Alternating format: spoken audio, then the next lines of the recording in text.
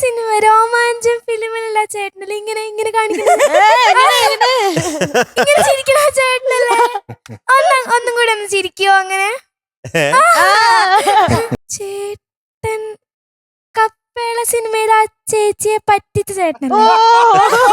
എന്റെ റോഷൻ ചേട്ടാ ചോദിക്കരുത്. അതായിരിക്കും നല്ലതെന്ന്.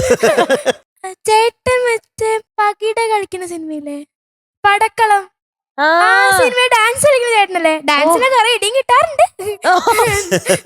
ഒക്കെ വ്യക്തമായിട്ട് അറിയാം. ചേച്ചി ഓഫീസർ ഓൺ ഡ്യൂട്ടി. ഈ ചേച്ചി ഉണ്ടല്ലോ അതിന്. ആ ചേച്ചി ഉണ്ട്. ഓ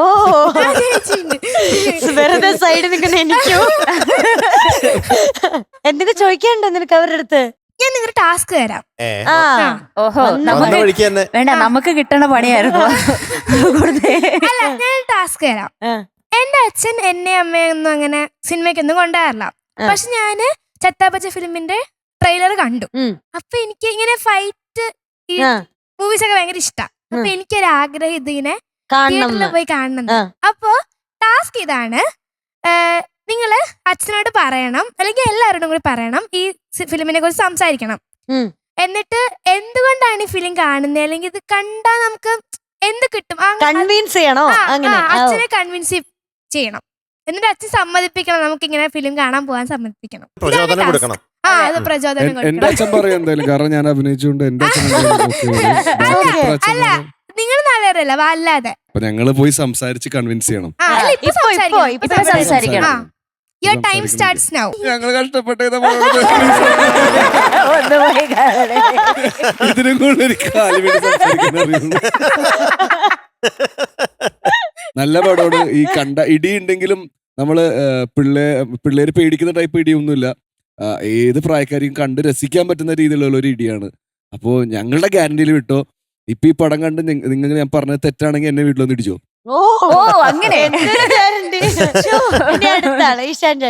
ഇതിന് ആക്ഷന്റെ കുറിച്ച് ഓൾറെഡി അച്ചുവേട്ടൻ പറഞ്ഞിട്ടുണ്ട്. പക്ഷെ അതിനപ്പുറം ഒരു ഫാമിലിയുടെ സ്റ്റോറിയാണ്, ബ്രദർഹുഡിന്റെ സ്റ്റോറി, ഒരു ഗാങ്ങിന്റെ സ്റ്റോറിയാണ്. ഒരു അണ്ടർ ഡോഗ്സ്, ഒരു സെക്കൻഡ് ചാൻസ്, ലൈഫിൽ ഒരു സെക്കൻഡ് ചാൻസ് കിട്ടിയാൽ എന്ത് ചെയ്യും എന്നുള്ളൊരു സ്റ്റോറിയാണ്. അപ്പോ ആക്ഷനും ഉണ്ട്, പക്ഷെ അതുപോലെ നല്ലൊരു ഫാമിലി ഡ്രാമ, കോമഡി എല്ലാം ഉള്ള ഒരു സ്റ്റോറിയാണ്. Family entertainer. അതെ, ഇത് ശരിക്കും ഒരു കളർഫുൾ പടമാണ്. ശരിക്കും അടിപൊളി, നമ്മളെ നല്ല രീതിയിൽ ഹാർഡ് വർക്ക് ചെയ്ത് മേക്ക് ചെയ്തേക്കുന്ന ഒരു മൂവിയാണ്. പിന്നെ എല്ലാവർക്കും ഇഷ്ടവും, ഏത് ഏജ് കാറ്റഗറി ആയാലും കുട്ടികളായാലും മുതിർന്നവരായാലും എല്ലാവർക്കും ഒരേപോലെ ഇഷ്ടപ്പെടുന്ന ഒരു പടമാണ്. കാരണം ഇതിൽ ആ bonding, friendship, family, relationships, fight, അങ്ങനെ എല്ലാം ഒരു ഫുൾ പാക്ക് പടമാണ്. അപ്പൊ നിങ്ങൾക്ക് എല്ലാവർക്കും ഇഷ്ടപ്പെടും. അപ്പൊ എന്തായാലും കാണണം. എല്ലാ അച്ഛന്മാരും മക്കളെ കൊണ്ടുപോയി കാണണം.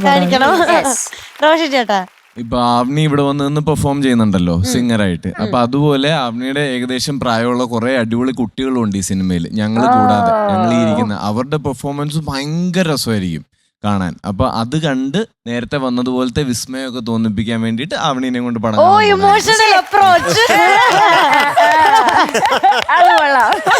ഇനി അച്ഛൻ്റെ അടുത്ത് ചോദിക്കും, കൊണ്ടുപോകും.